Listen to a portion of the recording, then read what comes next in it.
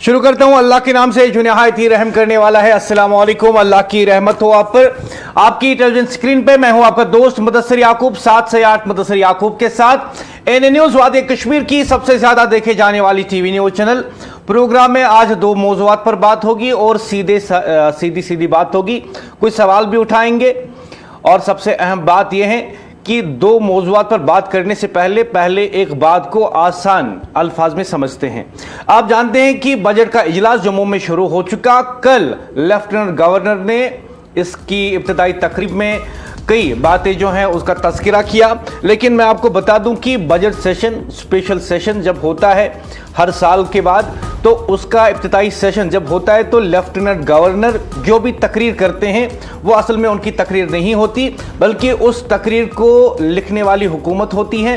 वो हुकूमत पहले लिखती हैं, फिर वो काबीना के पास जाती हैं जिसे हम कैबिनेट के नाम से भी जानते हैं, और कैबिनेट उस तकरीर को क्लियर करके एलजी ऑफिस भेज देती हैं। और जो एलजी हैं उसका काम होता है कि सिर्फ उस स्पीच को ऐवान के अंदर डिलीवर करना। मैं उम्मीद करता हूं कि इससे हमारी समझ जो है काफ़ी आसान हो जाएगी, क्योंकि आज का जो मौजू है वो काफ़ी अहम है।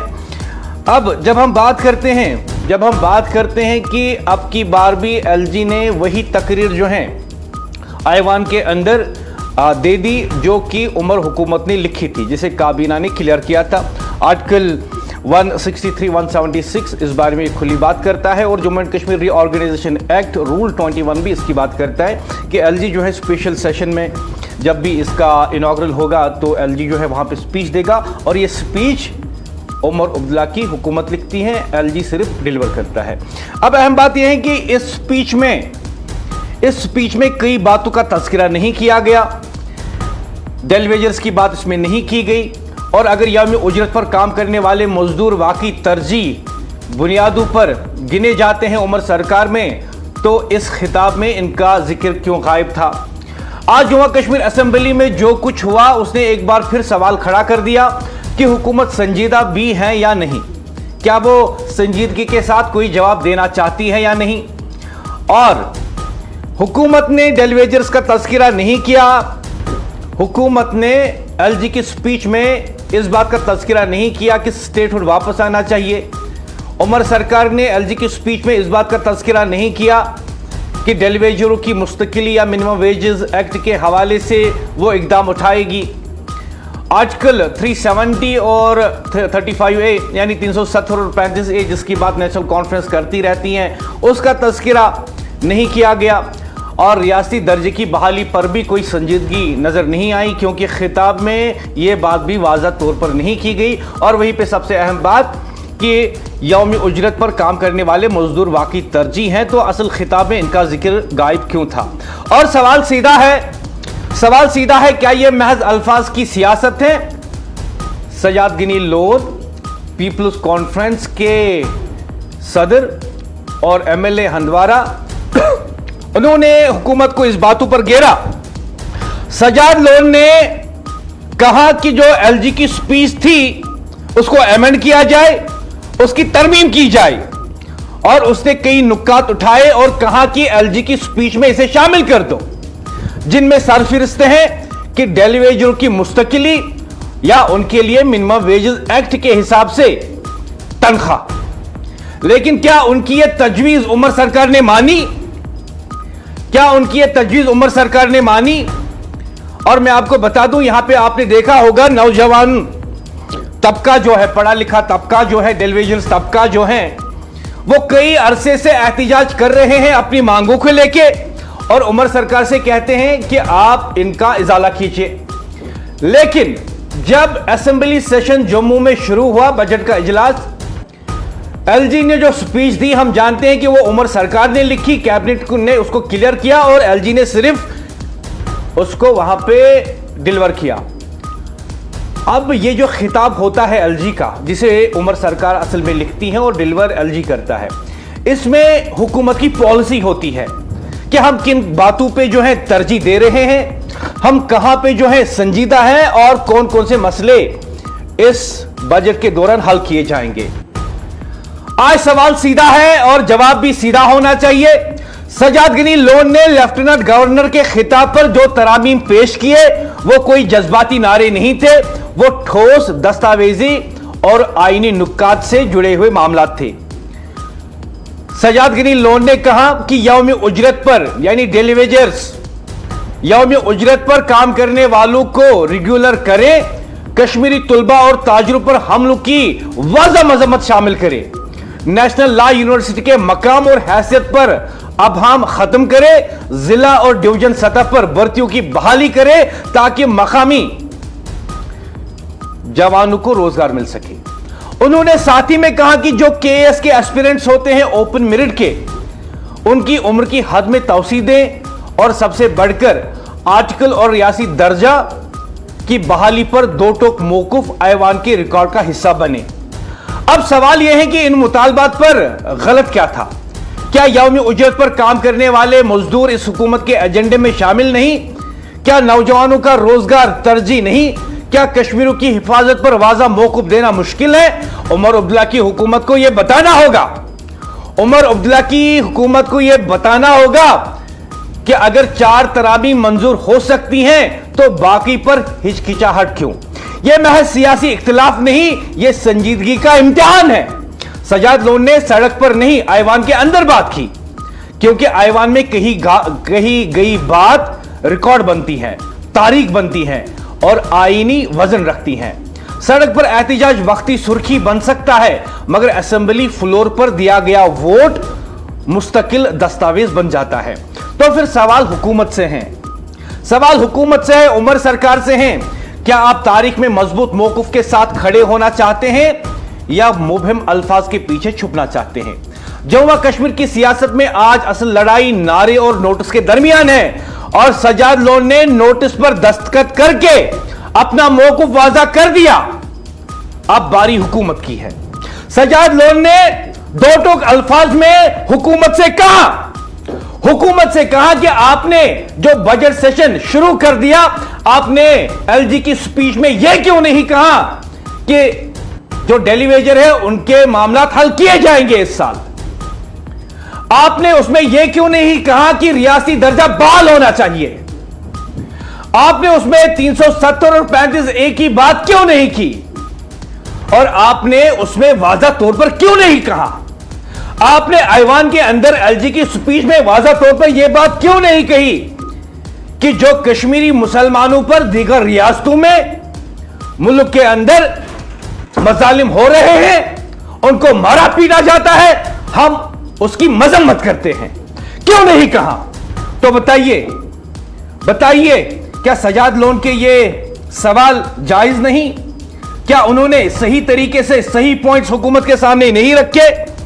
और ये बताइए, क्या हम इस बात को नहीं जानते कि डेली वेजर्स जो बरसों से अपनी मुस्तकिली का इंतजार कर रहे हैं, एलजी की स्पीच में उनका तस्करा होना चाहिए था कि हम इनकी नौकरियों को मुस्तकिल करेंगे।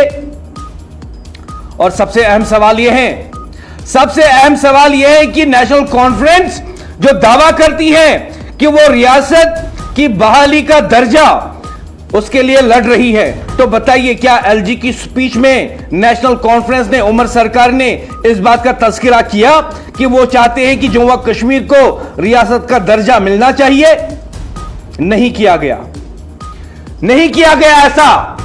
और एमएलए हंदवारा पीपल्स कॉन्फ्रेंस के सदर सजाद लोन ने दो टोक अल्फाज में उमर सरकार को बता दिया या तो ड्रामेबाजी बंद करो या फिर लोगों के काम संजीदगी से करो। और सीधा सवाल है कि सजाद गनी लोन ने जिन बातों का तस्करा किया, क्या वो आवाम के मसाइल नहीं? क्या वो हुकूमत की तरजीहात में शामिल नहीं? और मैं आपको दो टुक अल्फाज में बता दूं कि सजाद गनी लोन के बगैर कश्मीर के किसी भी एमएलए ने एलजी की स्पीच में कोई तरमीम की दरखास्त नहीं की। बताइए क्यों? सजाद गनी लोन के बगैर किसी ने भी एलजी की स्पीच में तरमीम की दरखास्त नहीं की। और अहम बात, सजाद गनी लोन ने जो कुछ कहा, जो कुछ तरामीम उसने एलजी की स्पीच में डालने की दरखास्त दी, उनमें शामिल क्या है?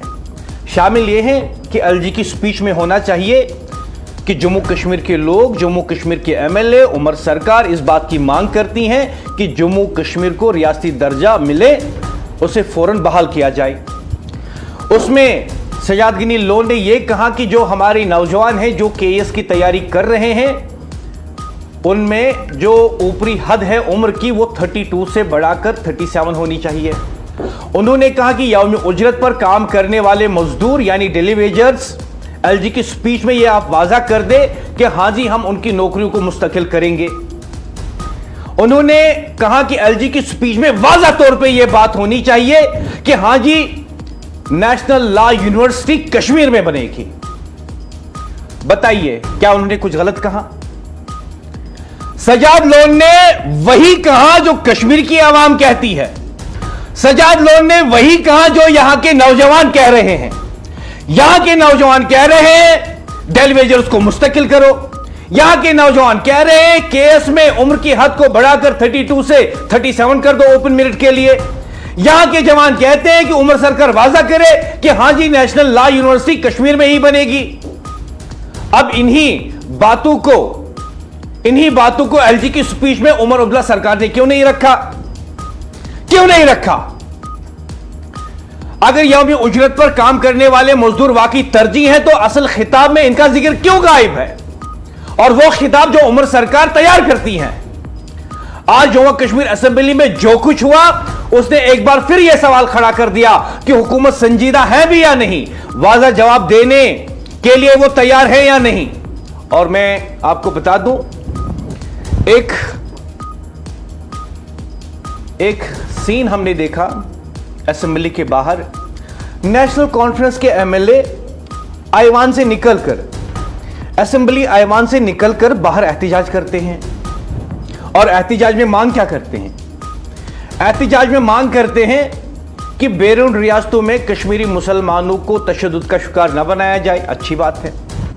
दूसरी बात, मांग करते हैं इस एहतिजाज के दौरान ये नेशनल कॉन्फ्रेंस के एमएलए कि जम्मू कश्मीर को रियासत का दर्जा बहाल किया जाए। अच्छी बात है। लेकिन सवाल यह है कि क्या आईवान के अंदर आवाज की ताकत है या आईवान के बाहर? जब आप आईवान के अंदर, असेंबली के अंदर जो बात आप कहते हैं वो रिकॉर्ड बन जाती है, वो एक ऑथेंटिक हिस्ट्री का रिकॉर्ड बन जाता है। और जब आप आईवान के बाहर बात करते हैं तो वो सिर्फ मीडिया में एक खबर बनती है। तो बताइए, नेशनल कॉन्फ्रेंस अगर आप वाकई में संजीदा है कि रियासती दर्जा बहाल होना चाहिए, आपके एमएलए आईवान के बाहर एहतिजाज क्यों करते हैं, आईवान के अंदर क्यों नहीं करते? और अहम बात कि नेशनल कॉन्फ्रेंस सरकार आपकी है, आप ही ने एलजी की स्पीच लिखी है, आप ही की कैबिनेट को उसको क्लियर कर दिया, पास कर दिया, और तब जाकर उसको एलजी ने असेंबली के आईवान के अंदर डिलीवर कर दिया। तो बताइए, आपने उस स्पीच में यह मांग क्यों नहीं रखी कि इस साल हम मुतालबा करते हैं कि इस साल मरकजी सरकार रियासती दर्जा जम्मू कश्मीर का बहाल करे? जो बातें आपको आईवान के अंदर कहनी है वो आप आईवान के बाहर क्यों कह रहे हैं? जो आईवान के अंदर रिकॉर्ड होना चाहिए वो आप रिकॉर्ड होने की इजाजत क्यों नहीं देते? जो आईवान के अंदर आप रेजोल्यूशन पास कर सकते हैं, आप बाहर कैमरा के सामने वो एहतिजाज क्यों करते हैं? इस पे भी मैं आज बात करूंगा ख्वातीन और हजरात। लेकिन सबसे अहम बात है कि जो नुक्कात आज सजाद गिनी लोन ने उठाए, जो उसने एलजी की स्पीच में तरामीम का तज़किरा किया, बात यह है कि क्या उसने कोई ऐसी बात कही जो हुकूमत नहीं कर सकती थी, या क्या उसने कोई ऐसी डिमांड की जिसके खिलाफ नेशनल कॉन्फ्रेंस है? नेशनल कॉन्फ्रेंस खुद कहती है 370-35A की बहाली होनी चाहिए। नेशनल कॉन्फ्रेंस खुद कहती है कि रियासती दर्जा बहाल होना चाहिए। नेशनल कॉन्फ्रेंस खुद कहती है कि यह के जवानों को रियायत मिलनी चाहिए। यहां की नेशनल कॉन्फ्रेंस खुद कहती है कि केएस के उम्मीदवारों के लिए जो उम्र की हद है वो 32 से 37 होनी चाहिए। अब बताइए, नेशनल कॉन्फ्रेंस खुद कहती है इलेक्शन कैंपेन के दौरान कि हां जी डेली वेजर्स को मुस्तकिल करना चाहिए। अब बताइए, जब इजलास होता है और एलजी स्पीच देता है तो नेशनल कॉन्फ्रेंस इन बातों का तज़किरा एलजी के स्पीच में क्यों नहीं करती? और और यही पूछ रहा है सज्जाद गनी लोन, यही पूछ रहा है सज्जाद गनी लोन, वाहिद एक एमएलए कश्मीर से, अकेला एमएलए कश्मीर से जो नेशनल कॉन्फ्रेंस के एमएलए के खिलाफ ऐवान में खड़ा हुआ, उमर सरकार के खिलाफ खड़ा हुआ और पूछा उससे, कहा कि एलजी की स्पीच में आपने वाज़ा तौर पर क्यों नहीं कहा कि कश्मीरी मुसलमानों पर जो तशद्दुद दीगर रियासतों में होता है हम उसकी मजम्मत करते हैं, क्यों नहीं कहा? आपने एलजी की स्पीच में यह क्यों नहीं कहा कि हां हम डेलीवेजर्स को मुस्तकिल करेंगे, उनके मसाइल को हल करेंगे? वाहिद एमएलए कश्मीर से सज्जाद गनी लोन जो ऐवान में उमर सरकार के खिलाफ खड़ा हुआ और उमर सरकार के सामने आईना रख दिया और पूछा उससे। खातिन हजरात, आज सवाल सीधा है और जवाब भी सीधा होना चाहिए।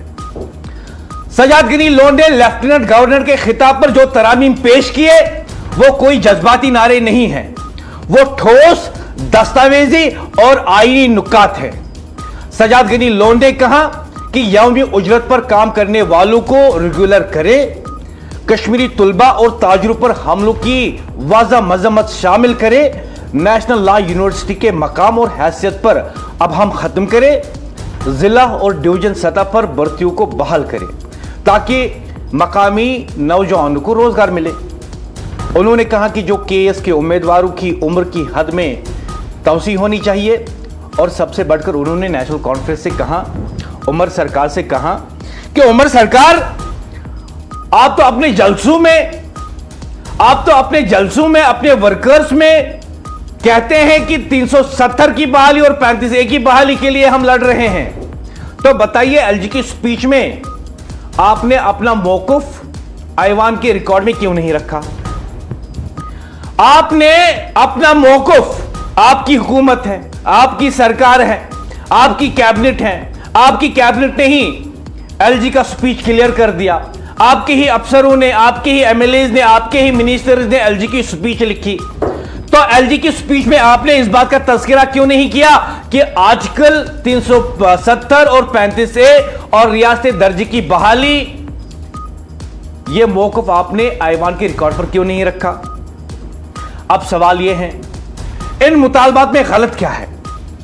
इन मुतालबात में गलत क्या है? क्या यौमी उजरत पर काम करने वाले मजदूर इस हुकूमत के एजेंडे में शामिल नहीं? क्या नौजवानों का रोजगार तरजीह नहीं? क्या कश्मीरों की हिफाजत पर वाज़ा मौक़िफ़ देना मुश्किल है? वाज़ा मौक़िफ़ देना मुश्किल है।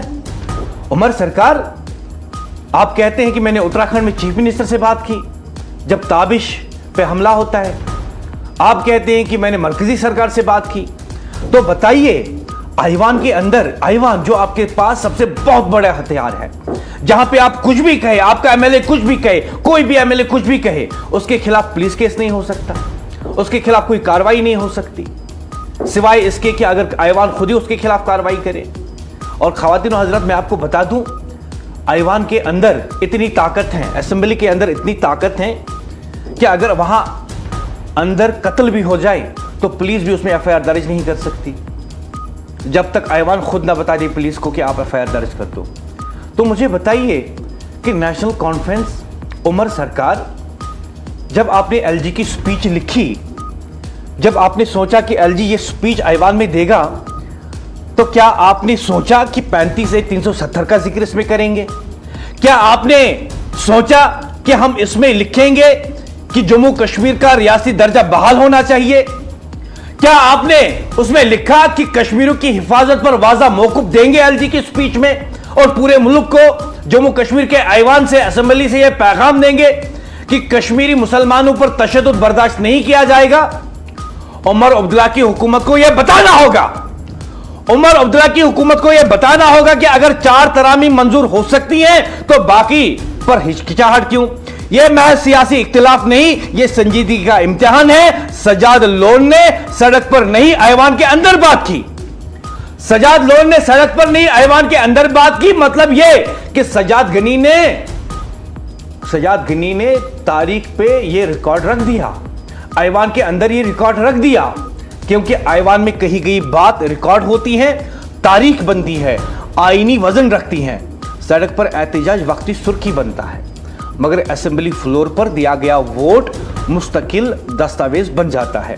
इस पर बात करने के लिए मेरे साथ थोड़ी देर में जुड़ेंगे पीपल्स कॉन्फ्रेंस के स्पोक्सपर्सन सईद रिजवान अशरफ। लेकिन मैं पूछना चाहूंगा, और सीधा सवाल है नेशनल कॉन्फ्रेंस से, सीधा सवाल, नेशनल कॉन्फ्रेंस डेलीवेजर्स के नाम पे वोट लिए, डेलीवेजर्स के नाम पर हमदर्दियां हासिल की, एलजी की स्पीच में डेलीवेजर्स का जिक्र क्यों नहीं किया?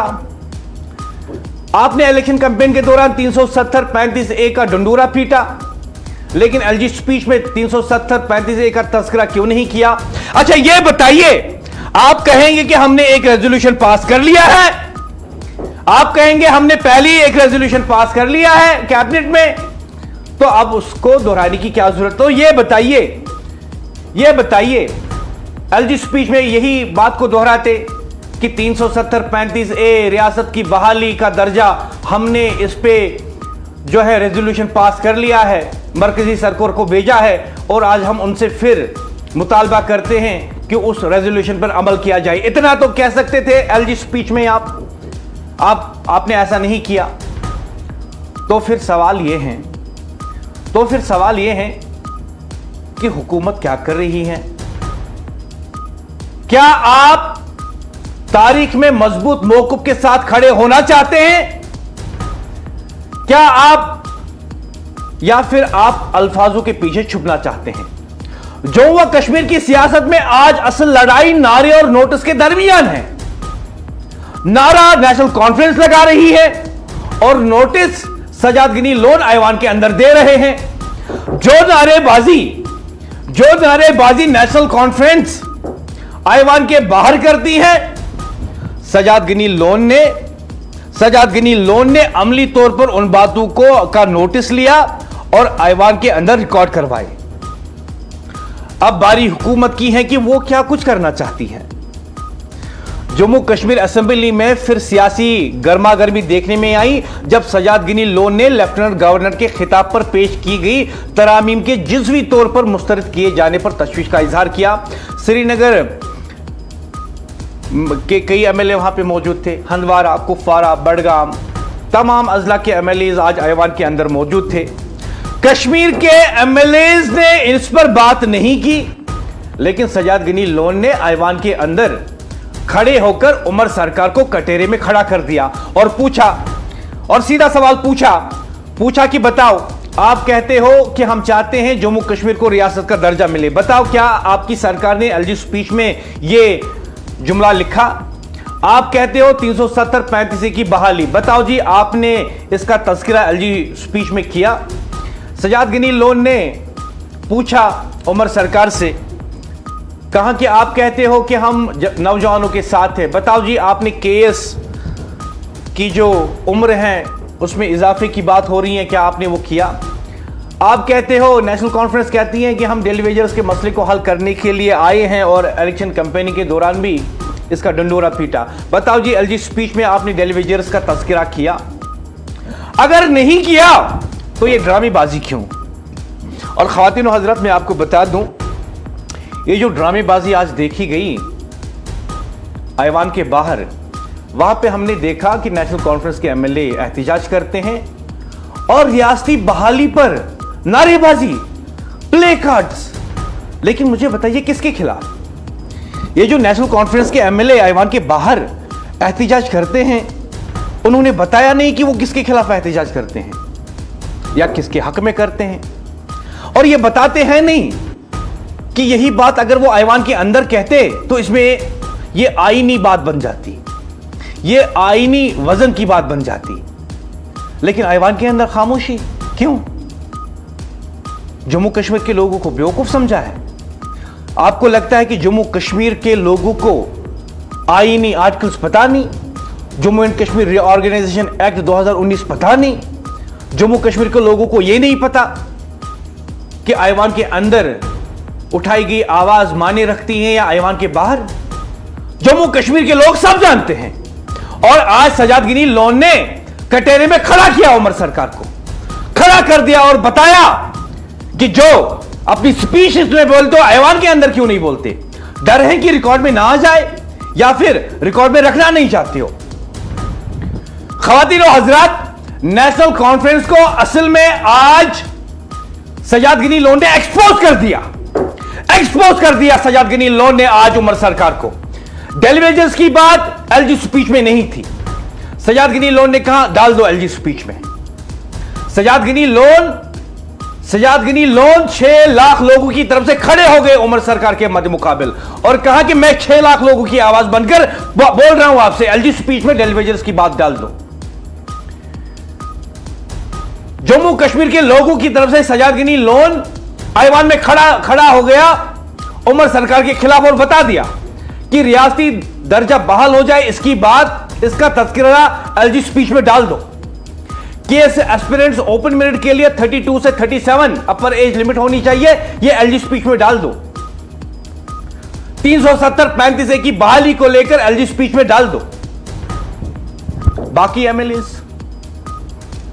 एमएलएस बाहर मीडिया से बात कर रहे थे और बता रहे थे कि हम कश्मीरी मुसलमानों पर होने वाले तशद्दुद की मजम्मत करते हैं, लेकिन सजाद गनी लोन वाहिद वो एमएलए है कश्मीर से जिसने ऐवान के अंदर यह बात उठाई और उमर सरकार को कटोरे में खड़ा कर दिया और बताया कि बताओ जी, एलजी स्पीच में जो आपने लिखी, जो आपने पास की एलजी के लिए, उसमें इन बातों का तज़किरा क्यों नहीं? क्या यह दोहरी सियासत नहीं? नेशनल कॉन्फ्रेंस के स्पोक्सपर्सन शेख रिजवान अशरफ मेरे साथ जुड़े हुए हैं। माफ कीजिएगा, जम्मू कश्मीर पीपल्स कॉन्फ्रेंस के तर्जुमान शेख रिजवान अशरफ मेरे साथ जुड़े हुए हैं। अस्सलाम वालेकुम रिजवान साहब। वालेकुम सलाम याकूब साहब जी। सबसे पहले ये आपसे मैं कहना चाहूँगा, जो मुझे कहना था आज की कार्रवाई के बारे में मैं कह चुका और सजाद साहब ने आज जो काम किया ऐवान के अंदर मैं वो भी कह चुका।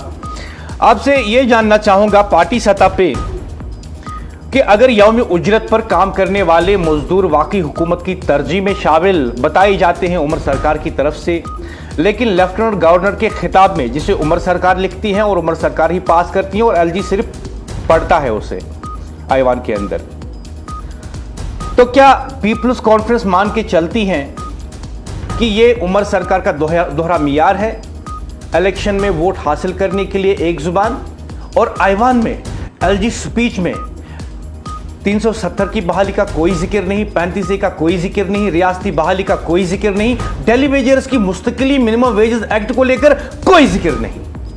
पीपल्स कॉन्फ्रेंस क्या मानती है? देखिए याकूब साहब, सबसे पहले तो शुक्रिया कि आपने आज जो है एक ऐसा मौजू छेड़ा है जो कश्मीरी अवाम के दिलों में और कश्मीरी अवाम जिन मसले मसाइल से जूझ रही है। हमारे पार्टी सदर सजाद गनी लोन साहब ने आज ही नहीं, इससे कबल कई मर्तबा जो है नेशनल कॉन्फ्रेंस को ना ही सिर्फ एक्सपोज किया है, बल्कि लोगों में ये शऊर पैदा करने की कोशिश की है कि जब हमने नेशनल कॉन्फ्रेंस को एम्पावर किया है, जब हमने नेशनल कॉन्फ्रेंस पे वो एतमाद दिखाया है, तब इन्होंने कश्मीर की अवाम की पीठ पे एक छुरा घोंपा है। अब जब बात करते हैं हम डेली वेजेस की, जनाब आला आपने रिसेंटली जो deputy chief minister Surinder Choudhary साहब जब मीडिया पर्सन्स के साथ बात कर रहे थे, तब उनका जो लहजा था उसमें जो घमंड दिखाई देता है वही नेशनल कॉन्फ्रेंस की असलियत है। जब ये पावर में आए हैं, आपने सुना होगा कि सुरेंद्र चौधरी साहब कह रहे हैं कि आप लोगों को डेली वेजर्स के अलावा कोई मसला नहीं दिखता। कोई मसला नहीं है जनाब, अगर ये कोई मसला नहीं है, ये 6 लाख अवाम, ये सिर्फ 6 लाख लोग नहीं है, ये 6 लाख घर हैं। आप पीडीडी के उन डेलीवेजर एम्प्लॉइज की घरों में जाके देखिए जो 9,000 8,000 पे दिहाड़ी पे काम करते हैं। रिजवान साहब, जो आप कह रहे हैं लोग उन बातों से वाकिफ हैं और मैं आपकी बात का पूरी तरह से एहतराम करता हूं। मैं अपने सवाल को दोहराऊंगा। क्या पीपल्स कॉन्फ्रेंस ये मानती हैं कि उमर सरकार दोहरे मियारों पे काम करती है, ऐवान के अंदर जो बात करनी है वो करते ही नहीं है? बिल्कुल जनाब, आपको याद होगा जब जब इनसे हमने या कश्मीरी अवाम ने ये मुतालबा किया है कि आप कश्मीरी अवाम की बात कीजिए। मुझे बताइए, सीरियसनेस आप देखिए कि कश्मीरी अवाम, कश्मीरी लोग पीटे जा रहे हैं देहरादून के अंदर, और इनसे एक प्लेकार्ड, इनसे एक जो है पोस्टर सीधा नहीं पकड़ा जा रहा है। और आप देखिए उनके चेहरों पे कैसी खिली जैसी और मजाक जैसा उनके चेहरों पे दिखाई दे रहा है। आप बताइए मुझे, जहां जिस ऐवान को एम्पावर किया गया लोगों के वोट से, वहां पे बात करने में क्यों कबाहत? या तो ये जो है नई दिल्ली के आकाओं को खुश करने के लिए ये कर रहे हैं। वो हकीकी तौर पे हमेशा नेशनल कॉन्फ्रेंस ने they have sided with Delhi, ना कि इन्होंने लोगों की बात की है। ये जो हिपोक्रेसी ये लोग दिखा रहे हैं कश्मीरी अवाम को, कश्मीरी अवाम आज से कबल भी इस बात से वाज़ेह है और इस बात को जानती है कि नेशनल कॉन्फ्रेंस पे कभी हम भरोसा नहीं कर सकते। और ये जो दौरान नकाब इन्होंने पहन रखा है, जिन ये रैशनलाइजेशन ऑफ रिजर्वेशन पे बात होनी चाहिए, कहां है जी? हम लोग जो बच्चे हैं नौकरियों के लिए तरस रहे हैं, 1 लाख जॉब्स कहां हैं? फ्री सिलेंडर्स कहां हैं? फ्री इलेक्ट्रिसिटी कहां है? जब इनको बात करनी होती है आवाम की, तब ये बाहर जाके मीडिया में ड्रामे करते हैं। और जब इनसे कोई सवाल पूछे, तब ये बोलते हैं कि जो आप हमारे चेंबर में आइए। मुझे बताइए ना, 370 पे बात करना, इसमें चेंबर में हमको रहीम रातर साहब को क्या कन्विंस करना है? हमें 300, इन्होंने तो इलेक्शन लड़ा ही ना इस बेसिस पे कि 370 वापस लाएंगे, 35 वापस लाएंगे, स्टेटहुड वापस लाएंगे। जनाबे आला, अब हमको और क्या कन्विंस करना है रहीम रातर साहब को उनके चेंबर में जाके कि नहीं जी, ये जो है ये असल मसला, कश्मीर की बुनियादी मसला, कश्मीर का बुनियादी हक, उसको क्या कन्विंस करने की जरूरत है रहीम रातर साहब को? Doesn't it even demand a simple debate? हम लोग तब तक नहीं पीछे हटेंगे जब तक नेशनल कॉन्फ्रेंस को पूरी तरीके से एक्सपोज नहीं करेंगे। जनाब आला सजाद लोन साहब वाहिद एक आवाज बन चुके हैं। एक तरफ से आप बीजेपी देख लीजिए, एक तरफ से आप एनसी देख लीजिए। ऑपोजिशन में सिर्फ एक बंदा आपको दिखाई देगा, वो है सजाद गनी लोन साहब। बीजेपी भी वही बात कर रही होती है जो नेशनल कॉन्फ्रेंस कर रही होती है, और नेशनल कॉन्फ्रेंस भी वही चीज दोहराती है जो भाजपा दोहराती है। जनाब आला, अगर ये ऑपोजिशन और जी रिजवान साहब, बहुत बहुत शुक्रिया मुझे ज्वाइन करने के लिए, क्योंकि मुझे आज दूसरे मौजू पे भी बात करनी है। बहुत बहुत शुक्रिया इन्हें न्यूज ज्वाइन करने के लिए। खातिन हजरत, प्रोग्राम की इस मोड़ पर बात करेंगे दूसरे मौजू की। दूसरा मौजू बड़ा सिंपल सा है कि आज नेशनल कॉन्फ्रेंस के एमएलएज ऐवान के बाहर एहतजाजी मुजाहरे करते हैं।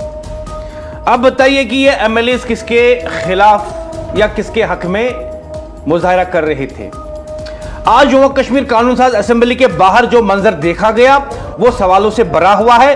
हुक्मरान जमात नेशनल कॉन्फ्रेंस के अराकीन असेंबली खुद असेंबली के बाहर खड़े होकर रियासती दर्जे की बहाली के लिए एहतजाज कर रहे हैं। अब बताइए, नेशनल कॉन्फ्रेंस की हुकूमत, नेशनल कॉन्फ्रेंस की सरकार और उसी के एमएलए ऐवान के बाहर एहतजाज करते हैं कि रियासती दर्जा बहाल होना चाहिए। उसी के एमएलए ऐवान के बाहर एहतजाज करते हैं कि कश्मीरी मुसलमानों पर दीगर रियासतों में तशद्दुद बंद होना चाहिए। सवाल यह है कि अगर नेशनल कॉन्फ्रेंस, उमर सरकार वाकई में संजीदगी के साथ रियासती दर्जे की बहाली चाहती हैं और कश्मीरी मुसलमानों पर दीगर रियासतों में तशद्दुद ना हो, इसमें संजीदा है, तो एलजी स्पीच में इन बातों का तज़किरा क्यों नहीं किया? जो आप ऐवान के अंदर बात करेंगे, जो आप ऐवान के अंदर एहतजाज करेंगे, जो आप ऐवान के अंदर अपना स्टेटमेंट देंगे, तो वो रिकॉर्ड पे आ जाती है ऐवान के अंदर और वो तारीख का एक हिस्सा बन जाता है, एक ऑथेंटिक रिकॉर्ड। लेकिन जो आप ऐवान के बाहर एहतजाज करेंगे, जो आप ऐवान के बाहर बयानबाजी करेंगे, वो सिर्फ कैमरा के लिए होता है, वो सिर्फ मीडिया कवरेज के लिए होता है, वो सिर्फ वोट बैंक के लिए होता है। तो मुझे बताइए कि जो ये आज एहतजाज किया नेशनल कॉन्फ्रेंस के एमएलएज ने, क्या ये सियासी हरबा है? क्या ये सियासी ड्रामेबाजी है? और साथ ही में सबसे अहम सवाल कि पार्टी के अराकीन पहले प्ले कार्ड्स, फिर नारेबाजी और उसके बाद एक्शन और कैमरा, सब कुछ मौजूद था वहां पे। जहां पे नेशनल कॉन्फ्रेंस के ये एमएलए एहतिजाज कर रहे थे, वहां पे सब कुछ मौजूद था। पार्टी के एमएलए मौजूद थे, प्ले कार्ड मौजूद थे, नारेबाजी थी और कैमरा भी था, सब कुछ मौजूद था। लेकिन सवाल यह है, जब हुकूमत आपकी है, जब आपके पास अक्सरियत है, जब आपके पास ऐवान है, तो फिर एहतिजाज किसके खिलाफ? किसके खिलाफ यह एहतिजाज हो रहा था? क्या हुक्मरान जमात के अराकीन को अपनी ही हुकूमत पर एतमाद नहीं? क्या करारदाद ऐवान के अंदर पेश नहीं की जा सकती? क्या वोटिंग नहीं हो सकती? याद रखिए, सड़क का नारा कल की खबर बनता है, लेकिन ऐवान के अंदर उठने वाली आवाज तारीख का हिस्सा बनती है। जो बात असेंबली फ्लोर पर कही जाती है वो रिकॉर्ड होती है, दस्तावेजी शक्ल इख्तियार करती हैं, आईनी हैसियत रखती हैं। वही असल सियासी विजन होता है और वही असल में सियासी वजन भी रखती है। तो फिर सवाल सीधा है, अगर रियासती दर्जा वाकई संजीदा मुतालबा है नेशनल कॉन्फ्रेंस का, उमर सरकार का, तो क्या इसे ऐवान के अंदर करारदाद की शक्ल में नहीं लाया जा सकता? क्या इसे ऐवान के अंदर करारदाद की शक्ल में नहीं लाया जा सकता? और अगर लाया गया है तो क्या उसे दोहराया नहीं जा सकता? एक रिमाइंडर नहीं दिया जा सकता? क्या हुक्मरान जमात के अराकीन अपनी ही हुकूमत को बाज़ाब्ता तौर पर पाबंद करने के लिए तैयार हैं? या ये सब कुछ सिर्फ एक कैमरा के सामने एक अलामती मुजाहिरा है?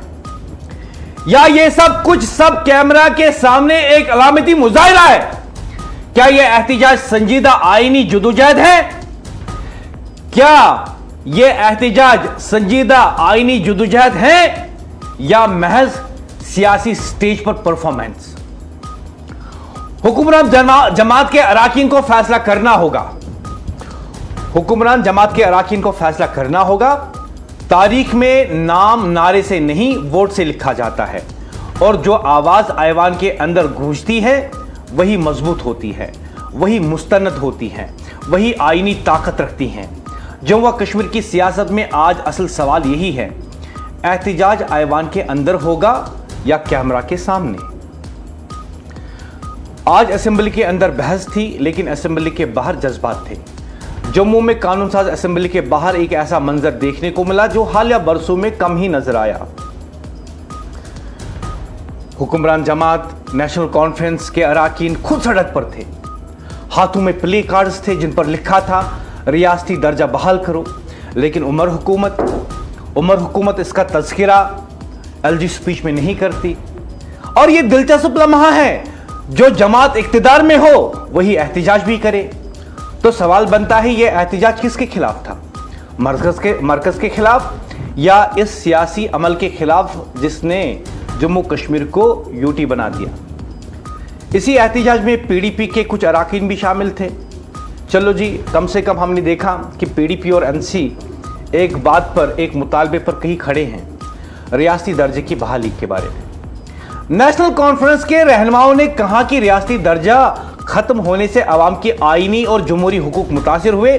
बात सिर्फ इंतजामी ढांचे की नहीं बल्कि वक़ार की भी है। वफाकी निज़ाम में एक रियासत का दर्जा और एक यूनियन टेरिटरी का दर्जा, दोनों में फ़र्क है, इख्तियारात में भी और अलामत में भी। एहतिजाज के दौरान कश्मीरी तुलबा और ताजरों को दीगर रियासतों में पेश आने वाले मुबैना वाक़ात का जिक्र भी हुआ। यह मसला असेंबली के अंदर भी उठा और बाहर भी। गोया शिनाख्त और तहफ़्फ़ुज़ का सवाल सियासी बहस के साथ जुड़ा हुआ है। उमर अब्दुल्ला की हुकूमत का बजट इजलास शुरू हो चुका, लेकिन सवाल ये है कि उमर अब्दुल्ला के एमएलए असेंबली के बाहर एहतिजाज क्यों करते हैं? उमर अब्दुल्ला के एमएलए असेंबली के अंदर नहीं, असेंबली के बाहर, ऐवान के बाहर एहतिजाज क्यों करते हैं? जवाब सीधा है, कुछ लोग कैमरा के लिए एहतिजाज करते हैं और कुछ लोग अपनी बात को ऐवान की रिकॉर्ड पर रखने के लिए। जो ऐवान के अंदर बात करेगा, जो ऐवान के अंदर लोगों के मसाइल उठाएगा, जो ऐवान के अंदर अपने मुतालबात रखेगा, वो सच्चा लीडर है। जो कैमरा के लिए एहतिजाज करेगा वो ड्रामेबाजी है। जो कैमरा के सामने नारेबाजी करेगा वो ड्रामेबाजी है। जो कैमरा के सामने प्ले कार्ड लेकर खड़ा होगा वो ड्रामेबाजी है। और मैं बता दूं आपको क्यों, क्योंकि ऐवान के अंदर जो बात आप कहेंगे वो आईनी हैसियत रखती है। ऐवान के अंदर जो आप बात करेंगे वो तारीख का हिस्सा बनती है। ऐवान के अंदर जो आप मुतालबात उठाएंगे वो रिकॉर्ड का हिस्सा बनती हैं।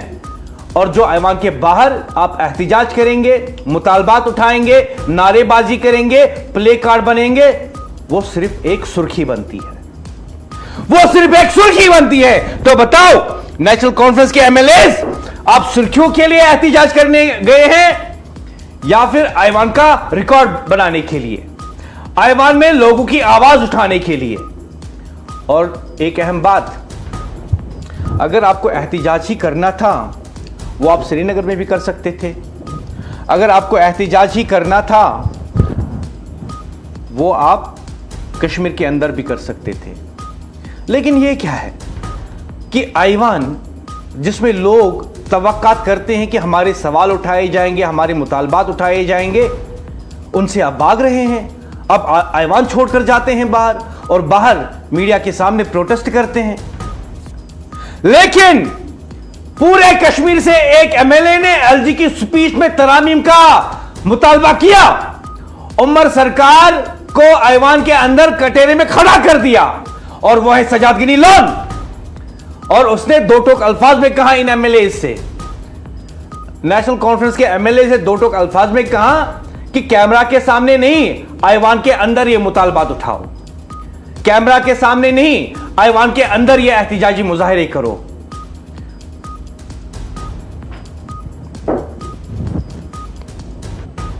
और मैं आपको बताऊं, ख्वातीन हजरात, मैं आपको बताऊं, आज सजाद गिनी लोन ने जो काम किया है, आज सजाद गिनी लोन ने जो लोगों की आवाज़ ऐवान के अंदर उठाई है, आज जिस तरीके से सजाद गिनी लोन ने कश्मीर की आवाज़ बनकर उमर सरकार को ऐवान के अंदर कटेरे में खड़ा किया है, तारीख इसे याद रखेगी, तारीख इसे सुनहरे अल्फाज में लिखेगी कि जब नेशनल कॉन्फ्रेंस जिसकी सरकार थी वही ऐवान के बाहर प्रोटेस्ट कर रही थी, ऐवान के अंदर सजाद गिनी लोन ने आवाम की आवाज उठाई। जब नेशनल कॉन्फ्रेंस के एमएलए ऐवान छोड़कर कैमरा के सामने एहतिजाज करने गए, सजाद गिनी लोन ने उमर अब्दुल्ला के सामने उमर अब्दुल्ला की सरकार को कटेरे में खड़ा कर दिया। जब नेशनल कॉन्फ्रेंस के एमएलए ऐवान छोड़कर बाहर चले गए एहतिजाज करने के लिए, रियासती दर्जा का मुतालबा करने के लिए, यही मुतालबा सजाद गिनी लोन ने ऐवान के अंदर रिकॉर्ड पर रख दिया, रिकॉर्ड पर रख दिया और बताया कि हम रियासती दर्जे की बहाली चाहते हैं। जब नेशनल कॉन्फ्रेंस के एमएलए प्ले कार्ड लेकर कैमरा के सामने खड़े थे, सजाद गिनी लोन ऐवान के अंदर डेली वेजर्स की बात कर रहा था कि इनकी नौकरियों को मुस्तकिल कब करोगे। सजाद गिनी लोन ने आज कश्मीरी नौजवानों की बात ऐवान के अंदर उठाई, केएएस एस्पिरेंट्स की बात ऐवान के अंदर उठाई, नेशनल लॉ यूनिवर्सिटी कश्मीर में ही हो इसकी बात ऐवान के अंदर उठाई, और उमर सरकार से पूछा कि ये तो सारे वो मुतालबात थे जिनकी बात मैं कर रहा हूं ऐवान के अंदर, लेकिन कश्मीर और जम्मू में आप दावा करते हैं कि मैं लोगों की बात कर रहा हूं, नेशनल कॉन्फ्रेंस लोगों की बात कर रहा है। सजाद गिनी लोन ने उमर सरकार को याद दिलाया ऐवान के अंदर कि इलेक्शन के दौरान आपने लोगों से डेलीवेजर्स के नाम पर वोट मांगे, लेकिन एलजी स्पीच में जो उमर सरकार ने लिखी एलजी के लिए, उसमें आपने डेलीवेजर्स का तज़किरा नहीं किया और एहतिजाज किया ऐवान के अंदर। और सजाद गिनी लोन ने दो टोक अल्फाज में उमर सरकार को बोला कि डेलीवेजर्स का तज़किरा एलजी स्पीच में होना चाहिए, रियासत को रियासती दर्जा बहाल हो जम्मू कश्मीर का, उसका तज़किरा एलजी स्पीच में होना चाहिए। दो टोक अल्फाज में यह बात सजाद गिनी लोन ने ऐवान के अंदर उमर अब्दुल्ला के सामने स्पीकर के रिकॉर्ड पर रख दी। अब बताइए अब आप मुझे बताइए, ये सवाल आम लोगों के लिए है, नेशनल कॉन्फ्रेंस के एमएलए बाहर क्यों गए एहतिजाज करने के लिए? कैमरा था, मीडिया थी, लेकिन यही बात अगर वो ऐवान के अंदर कहते, वहां पर भी मीडिया थी, वहां पे भी मीडिया उसको कवर कर लेती, वहां पे भी सुर्खी बन सकती थी, वहां पे भी एएनएन न्यूज इस फुटेज को कवर करती और टीवी पे चलाती। लेकिन ऐवान के अंदर अगर ये एमएलएज, नेशनल कॉन्फ्रेंस के एमएलएज ऐवान के अंदर ये सवाल उठाते, बातें उठाते, स्टेटमेंट्स रिकॉर्ड करवाते, तो ये एक आईनी वजन की बात थी, ये तारीख का हिस्सा बन जाती कि ऐवान के अंदर नेशनल कॉन्फ्रेंस के एमएलएज ने आम लोगों की नुमाइंदगी करते हुए मरकजी सरकार को बोला कि रियासती दर्जा बहाल कर दो। इसमें वजन था, ये रिकॉर्ड पे रहता, ये तारीख का हिस्सा बनता। लेकिन उन्होंने ऐवान के अंदर नहीं, ऐवान के बाहर कैमरा के सामने ये बातें कही। वो ऐवान के अंदर भी एहतिजाज कर सकते थे, ऐवान के अंदर भी अपने मुतालबात उठा सकते थे, लेकिन नेशनल कॉन्फ्रेंस के एमएलएज, मैं आपको बता दूं, ऐवान के अंदर भी मीडिया मौजूद होती है, ऐवान के अंदर भी कैमरा लगे होते हैं, ऐवान के अंदर एएनएन न्यूज की टीम भी है जो लाइव चलाती है टीवी पे इस कार्रवाई को। हम आपके एहतिजाज को ऐवान के अंदर भी दिखाते, बराह रास्त दिखाते, और आपकी स्टेटमेंट में वजन होता, आईनी तरीके से उसमें वेटेज बढ़ जाती। लेकिन आपने किया क्या? बाहर एहतिजाज। पीडीपी की स्पोक्स पर्सन मेरे साथ जुड़ेंगी और मेरी टीम बता दे क्या जुड़ चुकी हैं। जी, पीडीपी की स्पोक्स पर्सन मेरे साथ जुड़ेंगी, उनके साथ भी बात होगी। शोकिया कुरैशी मेरे साथ जुड़ेंगी थोड़ी देर में और उनसे भी थोड़ी सी बातचीत होगी आज की कार्रवाई के बारे में। लेकिन कश्मीर के लोगों, मैं आपको बता दूं कि यहाँ पे हाल ही में जुडिशल सर्विस एग्ज़ाम का रिजल्ट आया। 400 से ज़ायद उम्मीदवार मेंस में पास होते हैं जम्मू डिवीज़न से, और कश्मीर से महज 11 या 15 या 20 तक की तादाद बताई जाती हैं जो कश्मीर से ताल्लुक़ रखते हैं। और उनमें भी ये बताया जाता है कि उन कश्मीरी कैंडिडेट्स में बेशतर ने जम्मू में ही एग्ज़ाम दिया था जो मेंस में पास हो गए। इसको लेकर कैंडिडेट्स ने आवाज़ उठाई, लेकिन हुकूमत ने कुछ नहीं कहा, नेशनल कॉन्फ्रेंस के किसी एमएलए ने उस पर बात नहीं की, और ऐसा लगा जैसे कि कश्मीर के लोग सियासी तौर पर यतीम हो गए हैं। आज हमने देखा कि एलजी स्पीच में नेशनल कॉन्फ्रेंस ने ना ही रियासती दर्जे की बहाली की बात की, ना ही 370-35A की बात की, ना ही डेलीवेजर्स की बात की, और ना ही दूसरी रियासतों में कश्मीरी मुसलमानों पर होने वाले तशद्दुद की मजम्मत की। स्पीच उमर सरकार ने लिखी, उसकी कैबिनेट में पास की, और सवाल ये है कि ये सब ड्रामेबाजी है, ये सब ड्रामेबाजी है क्या, या फिर इन लोगों को लगता है कि कश्मीरी लोगों की याददाश्त बहुत कमज़ोर है, जब तक आइंदा चुनाव आ जाएगा तब तक लोग ये सब भूल चुके होंगे। लेकिन मैं आपको बता दूं एएनएन न्यूज़ हर बात रिकॉर्ड कर रही है, और चुनाव के वक्त हम आवाम को याद दिलाएंगे कि कब क्या कुछ हुआ था। खातिन हजरात, आज नेशनल कॉन्फ्रेंस के एमएलएज बाहर एहतिजाज करते हैं और एहतिजाज के दौरान मुतालबा करते हैं कि रियासत का दर्जा बहाल होना चाहिए। लेकिन सवाल यह है, आज जम्मू कश्मीर कानून असेंबली के बाहर जो मंजर देखा गया वो सवालों से भरा हुआ है। हुक्मरान जमात नेशनल कॉन्फ्रेंस के एमएलएज असेंबली के बाहर खड़े होकर रियासती दर्जे की बहाली के लिए एहतिजाज कर रहे थे। साथ ही में पीपल्स डेमोक्रेटिक पार्टी के कुछ अराकीन भी वहां पे मौजूद थे, कार्ड था, नारे थे, कैमरा था, सब कुछ मौजूद था। लेकिन सवाल ये है, जब अब हुकूमत में रहकर एमएलएज अपनी ही हुकूमत के खिलाफ एहतिजाज कर रहे थे या किसी और के खिलाफ, जब आपके पास अक्सरियत है, जब आपके पास ऐवान है, तो फिर एहतिजाज किसके खिलाफ? क्या हुक्मरान जमात के अराकीन को अपनी ही हुकूमत पर एतमाद नहीं? क्या करारदाद ऐवान के अंदर पेश नहीं की जा सकती थी? क्या वोटिंग नहीं हो सकती थी? और जिस तरीके से सजाद गनी लोन ने एक एमएलए होने का फ़र्ज़ निभाया, लोगों की आवाज़ उठाई, न सिर्फ अपनी कॉन्स्टिट्यूंसी बल्कि उसने पूरे जम्मू कश्मीर के लोगों की बात की, खुसूसन कश्मीर से जुड़े हुए मसाइल का तज़किरा किया और उमर सरकार को कटहरे में खड़ा कर दिया। सवाल ये है कि जिस तरीके से सजाद गनी लोन ने आज ये सारी बातें दोहराई और उमर सरकार को कटहरे में खड़ा कर दिया, क्या नेशनल कॉन्फ्रेंस के एमएलएज वही बातें ऐवान के अंदर नहीं कर सकते थे?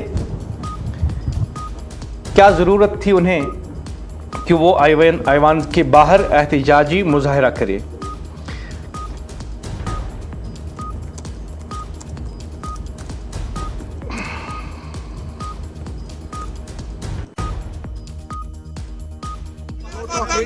बंद करो बंद करो बंद करो बंद करो वापस करो वापस करो बंद करो बंद करो बंद करो बंद करो बंद करो बंद करो साफ करो बंद करो बंद करो बंद करो बंद करना बंद करो बंद करो बंद करना बंद करो बंद करो बंद करना बंद करो बंद करो बंद करना बंद करो बंद करो वापस करो वापस करो शीतल गारंटी वापस करो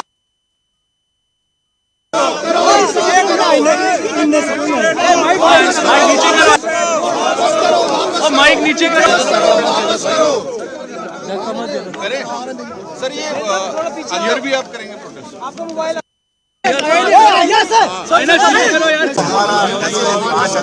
थोड़ा सा आज भी हम कहते हैं that is not acceptable, that was ये स्टेट पे ही है ना रणवीर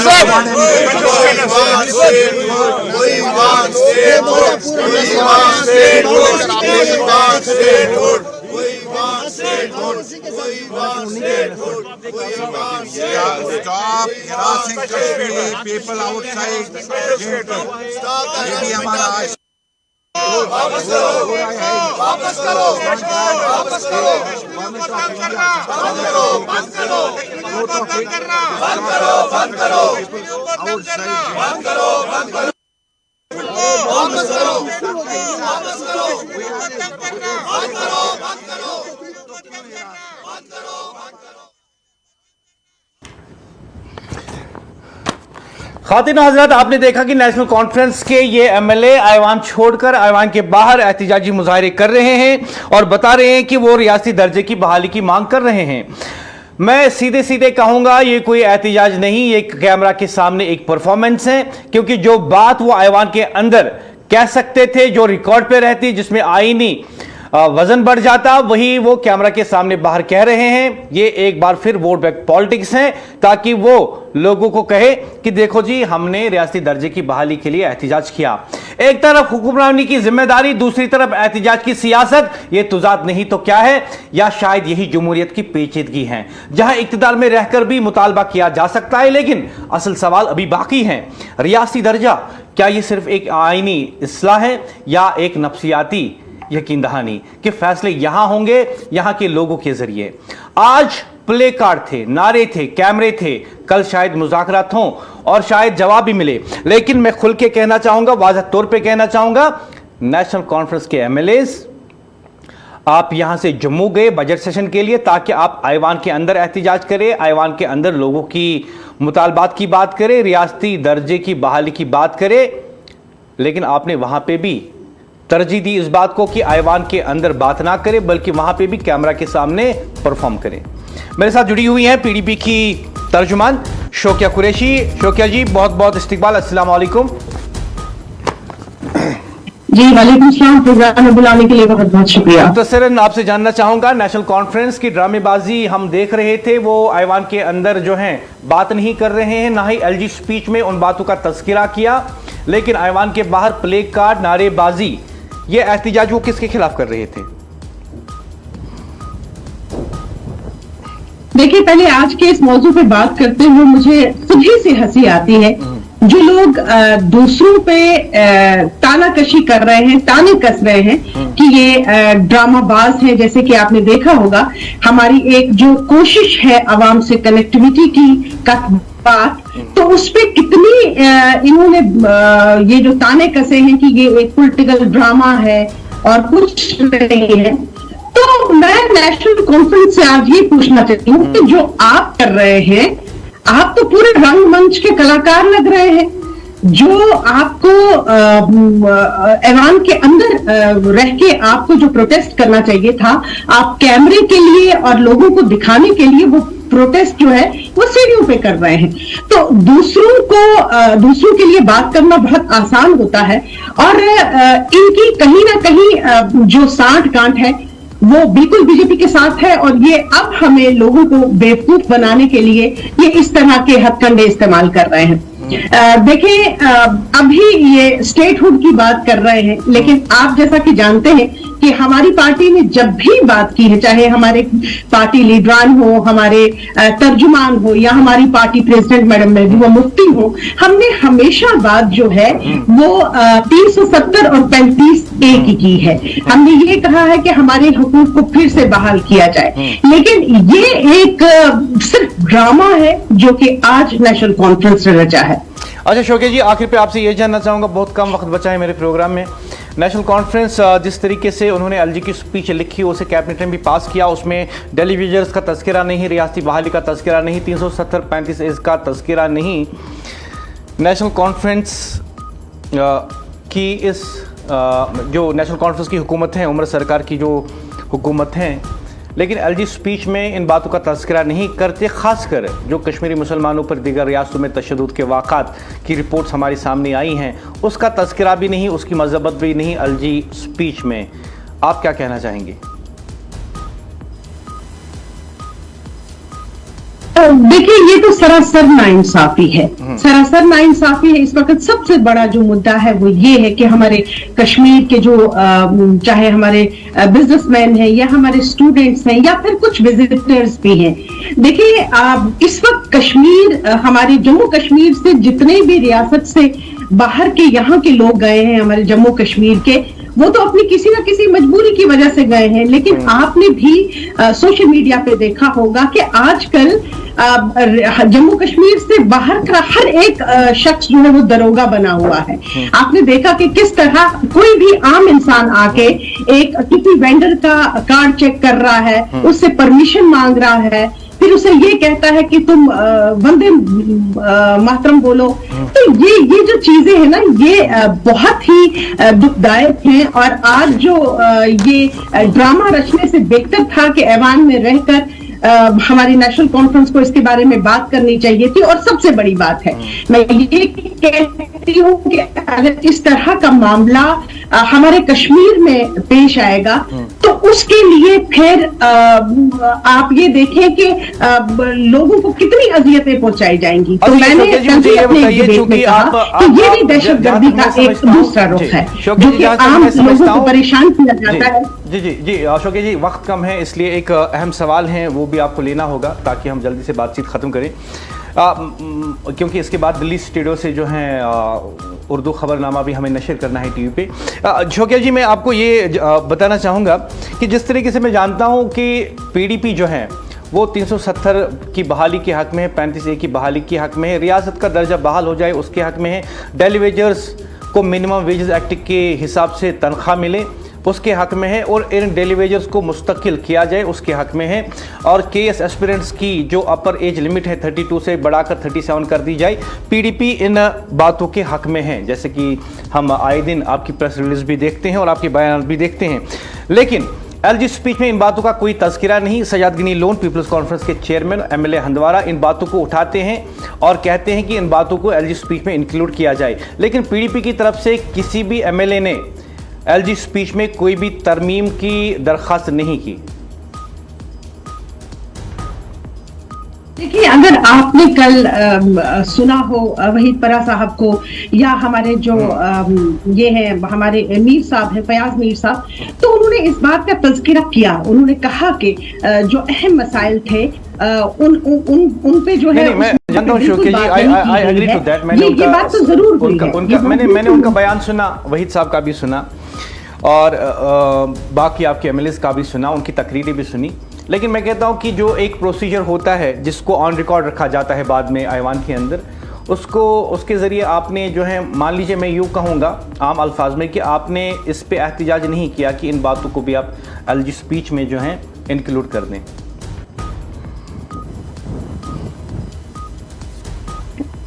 देखिए, जहां तक एहतजाज की बात है तो पीडीपी जब भी कोई एक्शन करती है तो उसको ड्रामा का नाम दे दिया जाता है या पॉलिटिकल स्टंट कहा जाता है।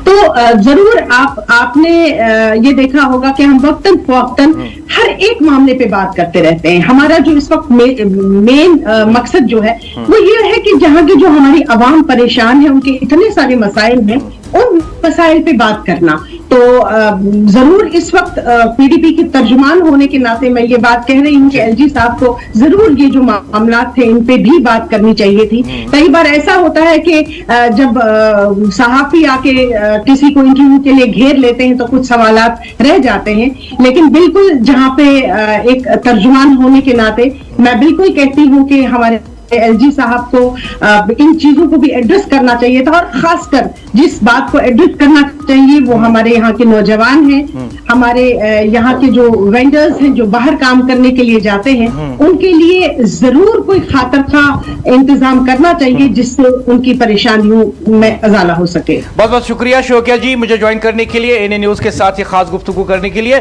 पीडीपी की तर्जुमान शोकिया कुरैशी जी बराह रास्त बात कर रही थी। ख्वातीन और हजरात, आज का दिन आप याद रखिए, आज का दिन आप याद रखिए, ये वो दिन है जब नेशनल कॉन्फ्रेंस के एमएलए ऐवान छोड़कर बाहर कैमरा के सामने एहतजाज करते हैं। और सजाद गनी लोन वाहिद एक ऐसा एमएलए कश्मीर से जो ऐवान के अंदर उमर हुकूमत को कहता है कि आपने एलजी की स्पीच में रियासती दर्जे की बहाली का तस्करा क्यों नहीं किया, यौम उजरत पर काम करने वालों लोगों की नौकरियों की मुस्तकिल के बारे में उसका तस्करा क्यों नहीं किया गया, केएस एस्पिरेंट्स की एज में 32 से बढ़ाकर ओपन मेरिट के लिए 37 कर दिया जाए, उसका तस्करा क्यों नहीं किया, 370-35A का तस्करा आपने एलजी की स्पीच में क्यों नहीं किया। और जाने से पहले मैं आपको एक बार फिर बता दूं कि जो एलजी की स्पीच होती हैं उसे असल में मुंतखब हुकूमत लिखती हैं। और अभी के दौर की अगर बात करें तो सीधे सीधे अल्फाज में कहूंगा कि जो कुछ एलजी ने अपनी स्पीच, इनॉग्रल स्पीच में कहा, बजट सेशन में जम्मू में असेंबली के अंदर स्पेशल जो फंक्शन, स्पेशल इनॉग्रल, माफ कीजिएगा, जो बजट सेशन शुरू हुआ है, जो एलजी ने वहां पे स्पीच दी उसको उमर सरकार ने लिखा, उसकी कैबिनेट ने क्लियर कर दिया और वो सीधा लिख के एक दस्तावेज जाती हैं फिर एलजी साहब के पास। और एलजी साहब का सिर्फ इतना काम होता है कि वो उसको असेंबली में आकर पढ़ ले, इतना ही काम होता है एलजी में उसका। और ये आईनी तौर पे जो है मैं बता रहा हूँ 163, 176 आर्टिकल्स को जब आप पढ़ेंगे उसमें ये साफ साफ लिखा है। और Jammu and Kashmir reorganisation rule 21 उसमें भी साफ साफ लिखा है। और ये खुली हकीकत है, कोई ऐसा कोई पेचीदा मसला है नहीं। उमर सरकार ने एलजी के लिए जो स्पीच लिखी उसमें उन्होंने डेलविजर का जिक्र नहीं किया, 35 से 370 आर्टिकल का जिक्र नहीं किया, रियासती दर्जा बहाल हो उसका जिक्र नहीं किया, कश्मीरी मुसलमानों पर जो दीगर रियासतों में जो है तशद्दुद के वाक़ात की रिपोर्ट्स आ रही हैं उसकी मज़म्मत नहीं की गई। और नेशनल लॉ यूनिवर्सिटी कश्मीर के अंदर ही बनेगी, इसका भी कोई तस्करा नहीं किया गया। और केएस एस्पिरेंट्स की उम्र की हद में ओपन मेरिट के लिए इजाफा किया जाए उसका भी तस्करा नहीं किया गया। ये सारी पॉइंट जो है जब इनका तस्करा एलजी की स्पीच में नहीं हुआ तो जो सजाद गनी लोन है वाहिद एक एमएलए कश्मीर से जिन्होंने इस बात को उठाया और कहा कि मैं चाहता हूँ कि इन पॉइंट्स को जो है इसमें शामिल किया जाए एलजी की स्पीच में। लेकिन उसमें से भी जो हैं सिर्फ 4 नुकात जैसे कि मुझे बताया गया है एडमिट किए गए हैं, बाकी को मुस्तरद किया गया। और उस पर भी सजाद गनी लोन ने जो है ऐवान के अंदर एहतजाज किया। और मैं आपको बता दूं ऐवान की अंदर की कार्रवाई और ऐवान के बाहर की ड्रामेबाजी, ऐवान के अंदर की कार्रवाई और ऐवान के बाहर की ड्रामेबाजी एएनएन न्यूज़ इस ऐवान सेशन के दौरान आप तक तमाम तर खबरें पहुंचाएगी, साफ अल्फाज में, सादा अल्फाज में। और फैसला आप करेंगे लोगों के हित में बात कौन कर रहा है, लोगों के मुतालबात की बात कौन कर रहा है, ऐवान के अंदर खड़ा होकर रिकॉर्ड पे हर मुतालबे को कौन रख रहा है, और ऐवान के बाहर कैमरा के सामने परफॉर्मेंस कौन दे रहा है। मैं मुदस्सिर याकूब चाहूंगा इजाजत, कल आपसे फिर मुलाकात होगी एक और नए सवाल के साथ। मैं मुदस्सिर याकूब, एन न्यूज वादी कश्मीर की सबसे ज्यादा देखे जाने वाली टीवी न्यूज चैनल जियो सेट बॉक्स पर भी दस्तयाब है। Channel number 1114। दीगर प्लेटफॉर्मों पे चैनल नंबर मुख्तलिफ हो सकता है। दुआएं आपके हक में पहले ही की हैं, आपकी बार ये दुआ की वो दुआएं कबूल हो। दुआ करते हैं आपकी नींद अच्छी हो। खुदा हाफिज।